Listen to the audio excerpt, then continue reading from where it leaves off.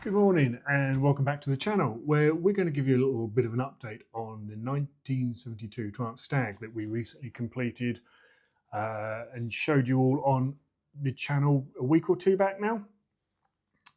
Quite a few people rightly said, no finished video. Well, here's the finished video.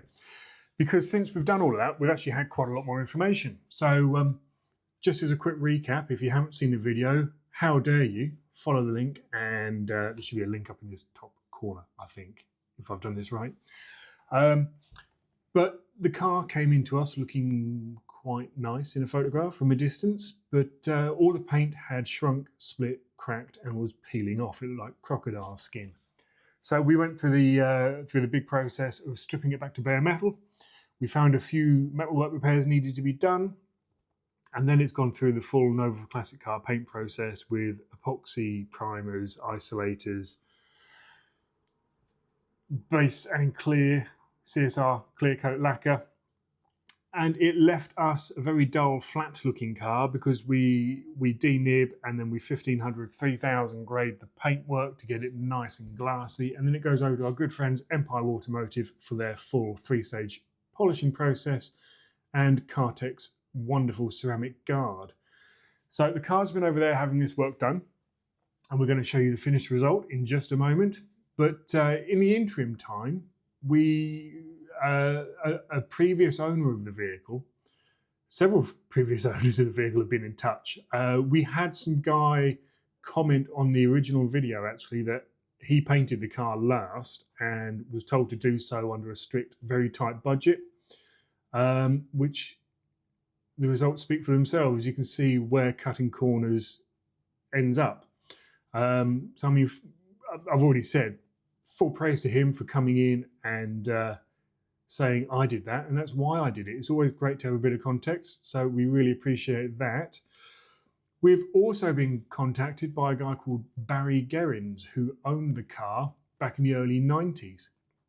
And he sent us some photographs, which I'm going to overlay here now, going through and detailing the restoration of the vehicle, which was completed in 1997.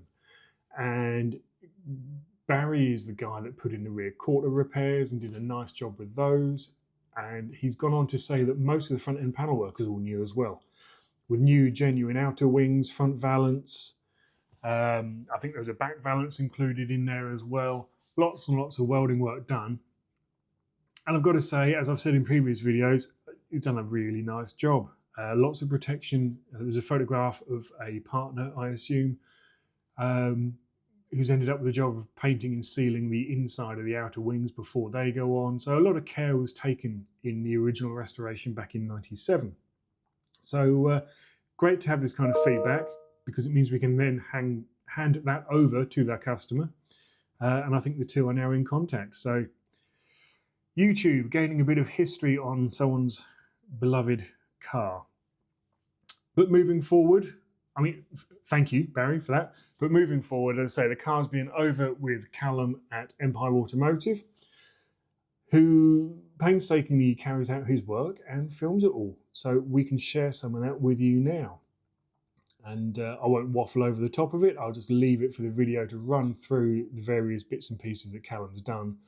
But essentially it goes, once we've cut it to a 3000, it goes over to Callum, who goes through the full Cartec 3-stage polishing process with the 3000, 4000 and 9000 grade polishing cutting compounds. Callum then goes over with 12,000, which is a fine polish. Really brings out the detail and gives depth and gloss to the finish. Once all that's done, he goes over with the ceramic guard, which again, as we've detailed in previous videos, I'll try and show it up here. Wonderful system, works really, really well. We have it on our own cars. It's well worth the money and the investment, and is by far the best ceramic guard we've come across. The poor old Impala is living on my driveway right now. And we have a housing estate being built in the fields opposite, so the grime and dust and crud that gets blown over is incredible, and it just washes effortlessly off, doesn't mark the car. Highly recommend that. I'll also include a little bit. We popped over to Empire because once all the polishing was done, we then had to apply the Triumph Stag pinstriping down the side before the ceramic guard goes on. So we got to go over and sit in Empire's spotless little studio, essentially, and apply those. So for those that are wondering where's the finished product, here's a finished product. So thanks for asking, thanks for watching. Thanks to those that have engaged and given us some feedback and a bit of history on the car as well. We really appreciate that. I'll leave you to watch these videos and we'll be back soon with some more.